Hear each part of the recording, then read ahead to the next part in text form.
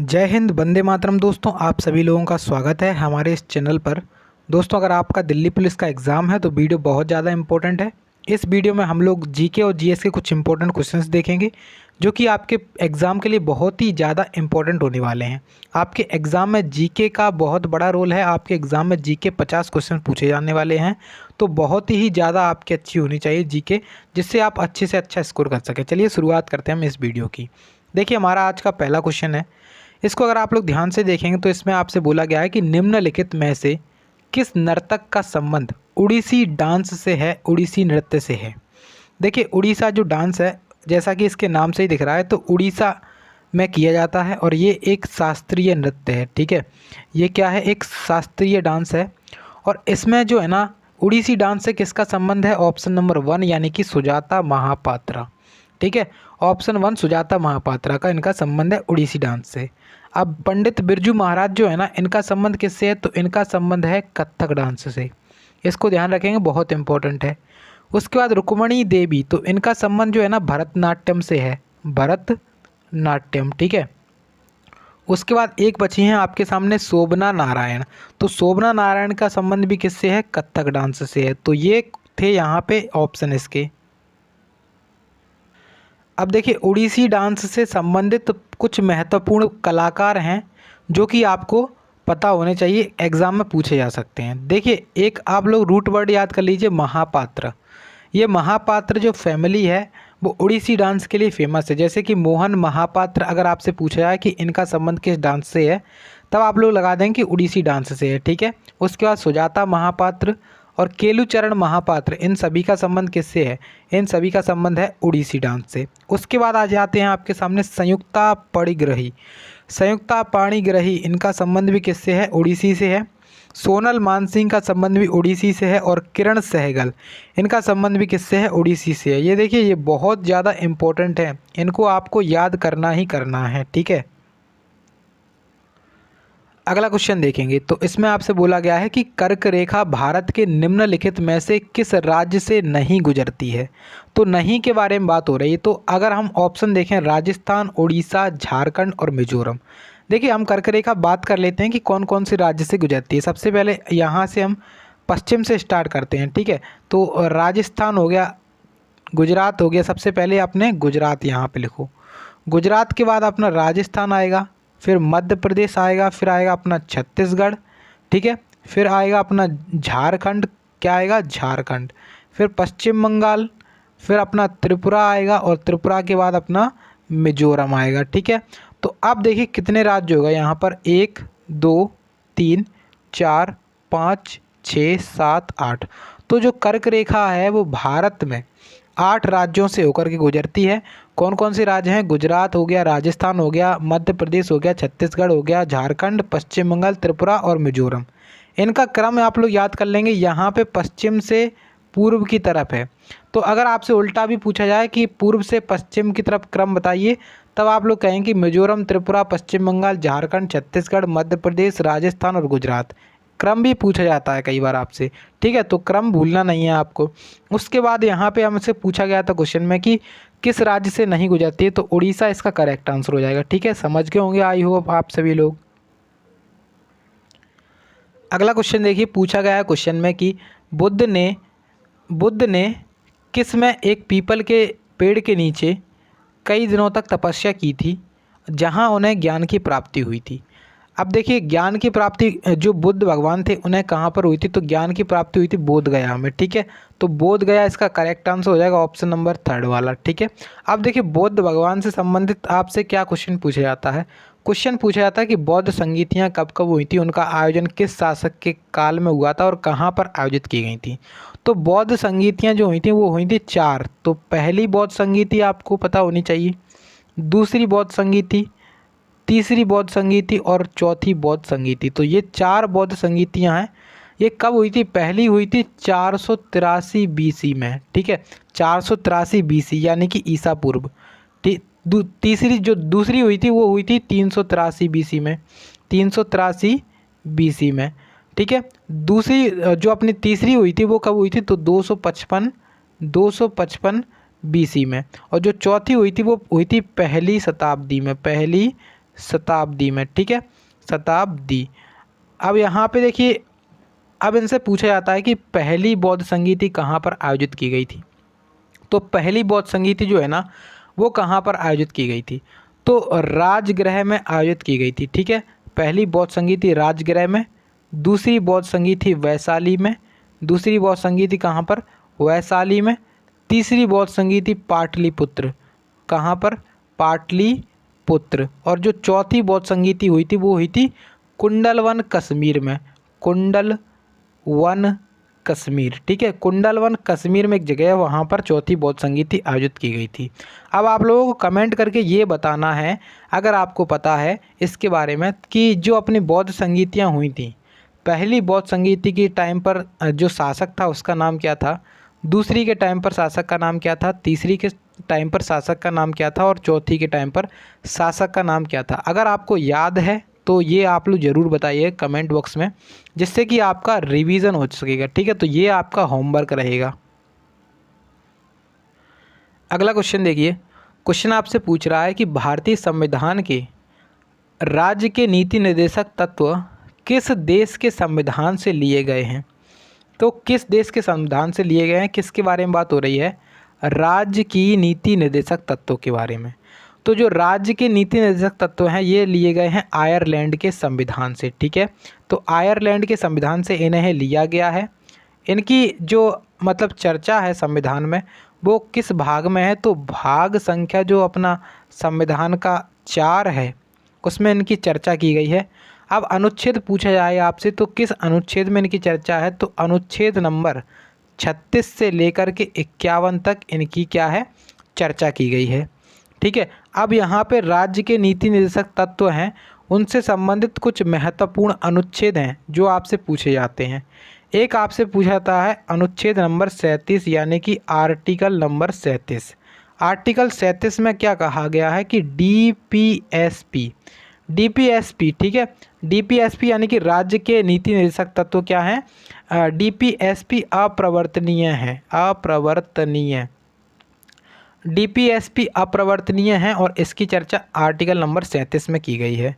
उसके बाद आर्टिकल आपसे पूछा जाएगा एक आर्टिकल नंबर 44 जिसमें की गई है समान सिविल संहिता के बारे में चर्चा, समान सिविल संहिता, ठीक है, समान सिविल संहिता की चर्चा किस में की गई है, आर्टिकल 44 में। उसके बाद आपसे पूछा जाएगा कि आर्टिकल 50 में क्या है, तो आर्टिकल 50 में है कार्यपालिका और न्यायपालिका का पृथक्करण। कार्यपालिका को न्यायपालिका से अलग करना आर्टिकल नंबर 50 के अंतर्गत आता है। और 51 जो है ना उसमें चर्चा की गई है आर्टिकल 51 जो चर्चा की गई है अंतर्राष्ट्रीय शांति, अंतर्राष्ट्रीय शांति के बारे में इसमें क्या की गई है, चर्चा की गई है, ठीक है। तो अंतर्राष्ट्रीय शांति, इसको जो इम्पोर्टेंट मैंने बताए हैं उनको आप लोग ज़रूर याद कर लीजिएगा, बार बार क्वेश्चन इनसे पूछे जाते हैं। देखिए अब अगला क्वेश्चन आपके सामने है। क्वेश्चन पूछ रहा है कि निम्नलिखित में से खिलाड़ी और खेल का कौन सा युग्म सही है। पहला आपको दिया गया है मनप्रीत सिंह, इनका संबंध मुक्केबाजी से, बॉक्सिंग से है। दूसरा आपको दिया गया है नीरज चोपड़ा, इनका संबंध भाला फेंक से है। तो दोनों सही है यहाँ पे, यानी कि आपका आंसर बनेगा ऑप्शन नंबर 1 यानी कि 1 और 2 दोनों, ठीक है। देखिए अब अगला क्वेश्चन आपसे पूछा गया है। क्वेश्चन में बोल रहा है कि निम्न में से कौन सा भारत में एक प्रमुख लौह अयस्क पेटी नहीं है। तो अगर इसके आंसर की बात की जाए तो आपका आंसर होगा हरियाणा राजस्थान पेटी, ठीक है। तो ये क्या नहीं है, लौह अयस्क की पेटी नहीं है, ऑप्शन 3 वाला इस क्वेश्चन का करेक्ट आंसर है। नेक्स्ट क्वेश्चन बहुत ज़्यादा इंपॉर्टेंट है। पूछ रहा है क्वेश्चन में कि 1992 में सिनेमा में लाइफ टाइम अचीवमेंट के लिए ऑस्कर पाने वाले पहले भारतीय कौन थे। तो अगर हम बात करते हैं 1992 के जो सिनेमा में लाइफ टाइम अचीवमेंट अवार्ड जिन्हें पाया था, लाइफ टाइम अचीवमेंट अवार्ड में ऑस्कर जो पाया था वो किसने पाया था, सत्यजीत रे ने, ठीक है, सत्यजीत रे ने पाया था। बहुत ज़्यादा इम्पोर्टेंट है ये। नेक्स्ट क्वेश्चन देखिए, कौन सा खिलाड़ी 2022 में भाला फेंक के डायमंड लीग फाइनल का खिताब जीतने वाला पहला भारतीय बना है।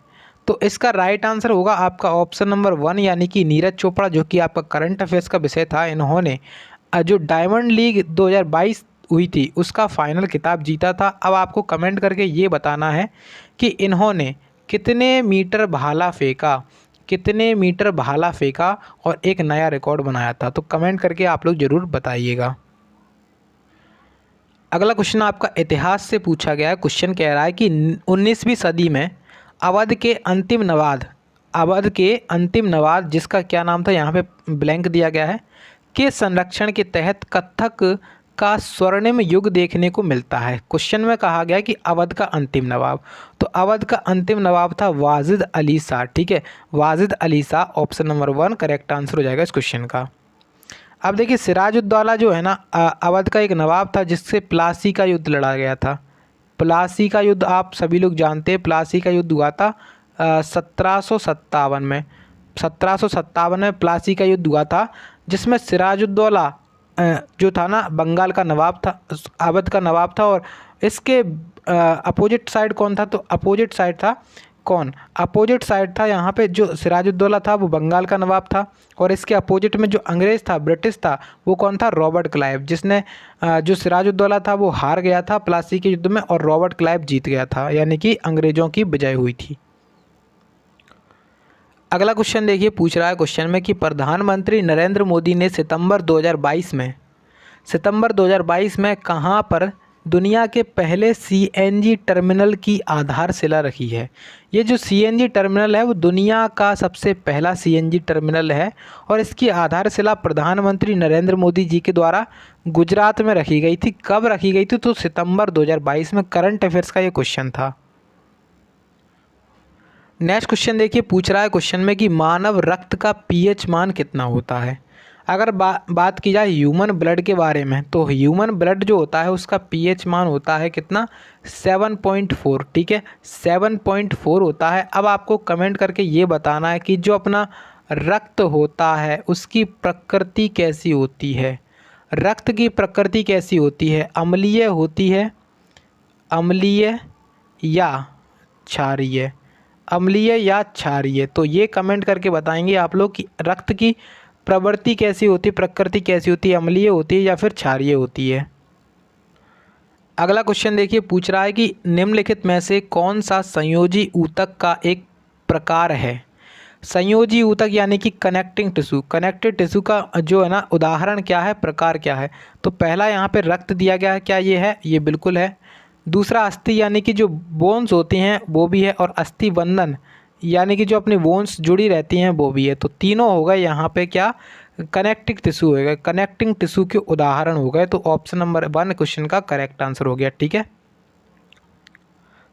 नेक्स्ट क्वेश्चन पूछ रहा है क्वेश्चन में कि निम्नलिखित में से कौन सा वलित पर्वत का एक प्रकार नहीं है।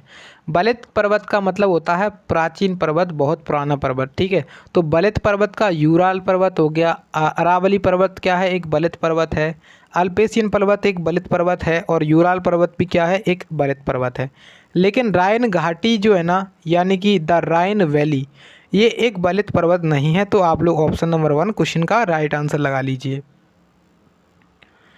अगला क्वेश्चन देखिए, तो इसमें आपसे पूछा गया है कि निम्नलिखित में से कौन सी झील आंध्र प्रदेश और तमिलनाडु की सीमा पर स्थित है। तो आंध्र प्रदेश और तमिलनाडु की सीमा पर, देखिए ये क्वेश्चन काफ़ी आसान क्वेश्चन है। अगर आप लोगों को थोड़ी बहुत भी नॉलेज होगी तो आप लोग इसको करके आ जाओगे। देखिए जैसा कि देखिए डल झील यहाँ पे, सांबर झील, लोकटक झील। अगर आपको इसका आंसर नहीं पता है और आपको ये पता है कि डल झील कहाँ पर है, सांबर झील कहाँ पर है, लोकटक झील कहाँ पर है, तो लोकटक झील के बारे में हमने कल बात की थी। तो ये अपनी मणिपुर राज्य में स्थित है, मणिपुर राज्य में स्थित है, जिस पर सबसे मतलब दुनिया का, विश्व का एकमात्र तैरता हुआ राष्ट्रीय उद्यान बना है जिसका नाम है केबुल लामजाओ राष्ट्रीय उद्यान। सांबर झील ये राजस्थान में स्थित है, कहाँ पर स्थित है, राजस्थान में। ठीक है, डल झील हो गया, बुलर झील हो गया, ये सभी आपकी कहाँ पर हैं, जम्मू एंड कश्मीर में स्थित है। पुलिकट झील आपकी आंध्र प्रदेश और तमिलनाडु की सीमा पर स्थित है। तो आपका राइट आंसर बनेगा ऑप्शन नंबर 1, यानी कि पुलिकट झील कहाँ पर है, आपकी आंध्र प्रदेश और तमिलनाडु की सीमा पर। नेक्स्ट क्वेश्चन देखेंगे, तो इसमें पूछ रहा है कि निम्नलिखित में से कौन सा एक वर्ष के दौरान एक फर्म की माल सूची में परिवर्तन को व्यक्त करने का सही तरीका है। तो आपका करेक्ट आंसर बनेगा यहाँ पे ऑप्शन नंबर 4, यानी कि एक वर्ष के दौरान एक फर्म की माल सूची में परिवर्तन मूल्य वर्धित प्लस फर्म द्वारा प्रयुक्त मध्यवर्ती वस्तुएं माइनस 1 वर्ष के दौरान फर्म की बिक्री। तो ऑप्शन 4 क्वेश्चन का करेक्ट आंसर बनेगा। नेक्स्ट क्वेश्चन पूछा गया है, विश्व शरणार्थी दिवस हर वर्ष किस तारीख को मनाया जाता है? तो बहुत ज़्यादा इम्पोर्टेंट है ये। तो विश्व शरणार्थी दिवस ये मनाया जाता है 20 जून को। ठीक है, राइट आंसर लगा लीजिए, 20 जून करेक्ट आंसर हो जाएगा इसका। अगला क्वेश्चन देखिए, पूछ रहा है क्वेश्चन में कि ईरानी ट्रॉफी 2022 किस टीम ने जीती थी? ईरानी ट्रॉफी का संबंध किससे है? तो क्रिकेट से है पहले तो ईरानी ट्रॉफी का संबंध किससे हो गया? क्रिकेट से हो गया। और ये इसको 2022 में किसने जीता था? तो इसको 2022 में जीता था शेष भारत ने। किसने? शेष भारत टीम जो थी उसने जीता था। Option 4 correct answer. अगला क्वेश्चन आपका कंप्यूटर से लिया गया है। क्वेश्चन पूछ रहा है कि विंडोज़ 10 में खुले हुए ऐप्स के बीच अदल बदल यानी कि स्विच करने के लिए निम्नलिखित में से किस कीबोर्ड शॉर्टकट की का उपयोग किया जाता है? बहुत अच्छा क्वेश्चन है। देखिए, आपके जैसे आपने कई सारे टैब्स को खोल के रखा है, कई सारे क्या टैब्स को खोल के रखा है, जैसे यहाँ पे क्रोम है, यहाँ पे यूट्यूब है, यहाँ पे टेक्स्ट बुक ऐप है, यहाँ पे और भी सारे ऐप हैं, ये आपने खोल के रखे हैं। ठीक है, तब आपको मतलब मान के चलो कि यहाँ पर जो अपना क्रोम था, क्रोम ब्राउज़र था, और आपको यहाँ पर दूसरे वाले एप्लीकेशन पे जाना था, MS वर्ड पे जाना था। ठीक है, तो आपको कौन सी शॉर्टकट की दबानी पड़ेगी? तो आपको दबाना पड़ेगा, अगर आप लोग माउस से क्लिक करना चाहो तो डायरेक्ट पहुँच सकते हो, और उसके लिए जो शॉर्टकट की है तो वो है Alt+Tab। अगर आपके पास PC या फिर कंप्यूटर होगा तो आप उसमें एक बार ज़रूर चेक करिएगा कि कई सारे टैब्स खोल लीजिएगा पहले तो। ठीक है, कई सारे एप्लीकेशन ओपन कर लीजिएगा, उसके बाद आप लोग Alt+Tab दबा करके चेक करिएगा, तो आपको अच्छे समझ में आ जाएगा कि स्विच करने का मतलब अदल बदल। यानी कि अगर आप इस ऐप में हैं, यानी कि मान के चलो यहाँ पे वर्ड था, MS वर्ड, और आपको पावर पॉइंट पर जाना था, तो आप यहाँ पे Alt+Tab दबा देंगे तो पावर पॉइंट पर पहुँच जाएंगे।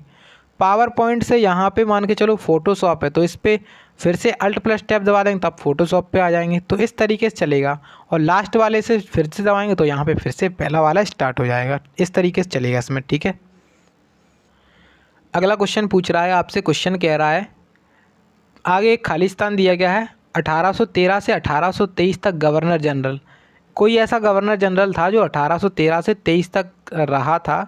उसके काल में सर्वोच्चता की एक नई नीति शुरू की गई थी। अब कंपनी ने दावा किया था कि उसका अधिकार सर्वोपरि या सर्वोपरि था, सर्वोच्च था, यानी कि जो कंपनी थी उसका जो अधिकार था वो सबसे उच्च था, सबसे हाई था, इसलिए उसकी शक्ति भारतीय राज्यों की तुलना में अधिक थी। तो देखिए, क्वेश्चन का मतलब सीधा सीधा ये है कि 1813 से 23 तक उस टाइम पर जो गवर्नर था, वायसराय था या फिर गवर्नर जनरल था, वो कौन था? तो वो था लॉर्ड हेस्टिंग्स। ठीक है, राइट आंसर हेस्टिंग्स लगा लीजिए। ये वो वाला हेस्टिंग्स नहीं है, देखिए 2 हेस्टिंग्स हैं। एक तो वॉरेन हेस्टिंग्स था जो कि 1700 के टाइम पे था, लेकिन ये कौन है? लॉर्ड हेस्टिंग्स है, तो ये अलग है। तो आपका करेक्ट आंसर होगा इसका ऑप्शन नंबर 2 वाला। नेक्स्ट क्वेश्चन देखिए, पूछ रहा है क्वेश्चन में कि परम परम सुपर कंप्यूटर किस जनरेशन, किस पीढ़ी का कंप्यूटर है? देखिए, अगर हम बात करते हैं जो कंप्यूटर की पीढ़ियां हैं उनके बारे में बात करें तो कंप्यूटर की पीढ़ियां कितनी हैं? अभी तक 5 हुई हैं, जिसमें से जो परम 8000 है, परम 8000 जो कंप्यूटर है वो 5वीं पीढ़ी का कंप्यूटर है। ठीक है, तो करेक्ट आंसर कौन सा? ऑप्शन नंबर 3 वाला।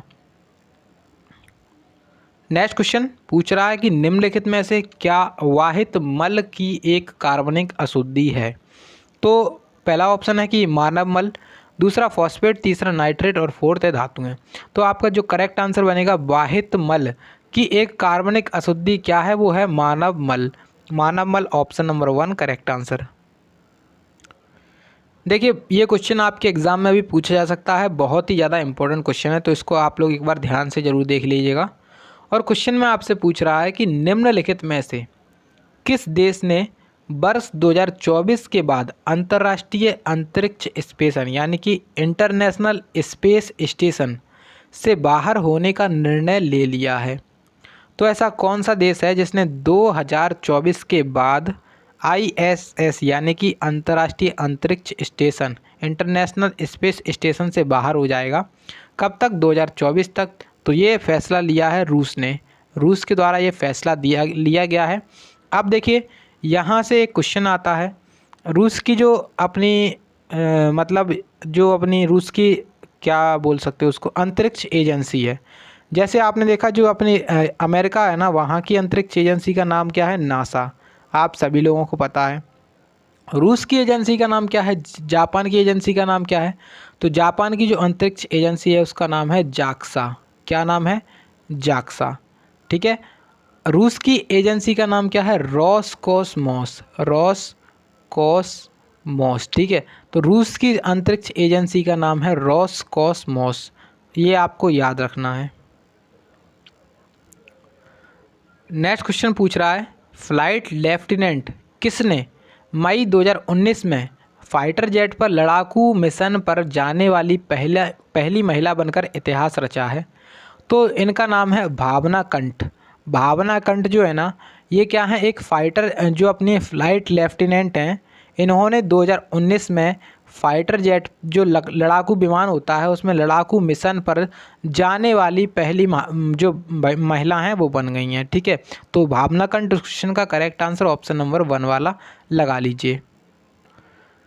देखिए अब यहाँ पे एक और क्वेश्चन पूछा गया है, आपका संविधान चैप्टर से है। संविधान में पूछ रहा है क्वेश्चन में कि भारतीय संविधान के 71वें संविधान संशोधन में कोंकणी, मणिपुरी और नेपाली भाषाओं को किस अनुसूची में शामिल किया गया था। बहुत ही ज़्यादा शानदार क्वेश्चन है। तो अगर हम बात करें 71वां संविधान संशोधन,